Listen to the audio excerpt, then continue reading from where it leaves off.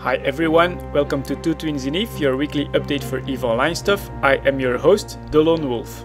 Let's start with the new video released by CCP called Awakening. I didn't think it was that good. I prefer the fully in-game trailers, and to be honest, this video felt a bit lacking in background. It was just a scene that maybe the capsuleers that are very immersed in the lore or have read the books can get a grasp of. I didn't think it did that good a job for newer players. Luckily CCP made up for this one with a video about the development of the new rookie ships, and that was a very interesting one. Next to releasing these two videos, CCP also released a new patch for the game, mostly fixes for crashes.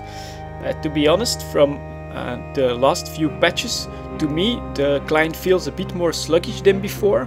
I'm not sure what is giving me this feeling, and maybe I just need to get used to the new user interface responsiveness and things like that, but I just get the experience that everything is a bit more sluggish. Last week also saw the release of several dev blogs. There was one on the Eon store, another one on the new player experience. CCP has created a new team that will try to further improve on the new player experience. They're going to try to find out why new players lose interest in the game and at what points, and they're asking players for their advice and feedback on this matter. And finally, there was also a dev blog on the redesigning of the rookie ships that went along with the released video on the same topic. On evenews 24, an interesting article caught my eye. It's about a blog which details the game time players spent in MMOs. I think they use X-Fire numbers to determine these, and it turns out that, as we probably suspect, most theme park MMOs like World of Warcraft can't really hold on to the game time players spent in-game, which is probably due to the scripted nature of their endgame. Of course, this article was posted on evenews 24 because EVE Online is basically the exception to this rule. EVE Online is one of the only true sandbox MMOs out there, and it proves that a non-scripted but player-driven endgame has a lot more of a lasting effect on the player base. And personally, I feel that EVE Online is a unique game in this respect.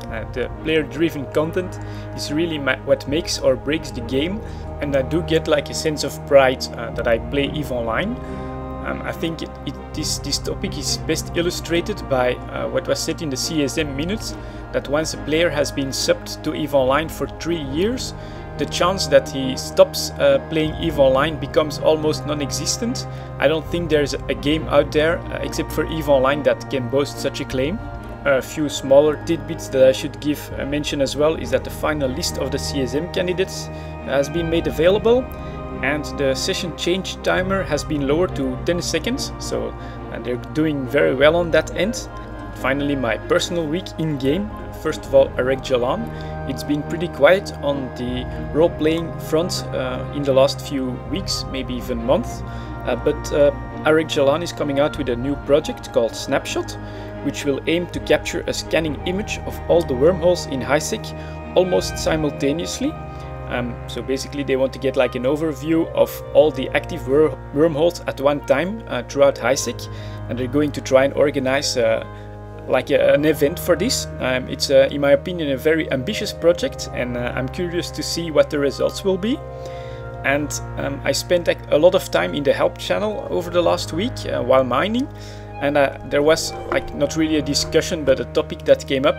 Somebody came with asking about his Dominic's fit, and he had ogre 2s as his drones, and another person in help channel suggested he switch them out for sentries.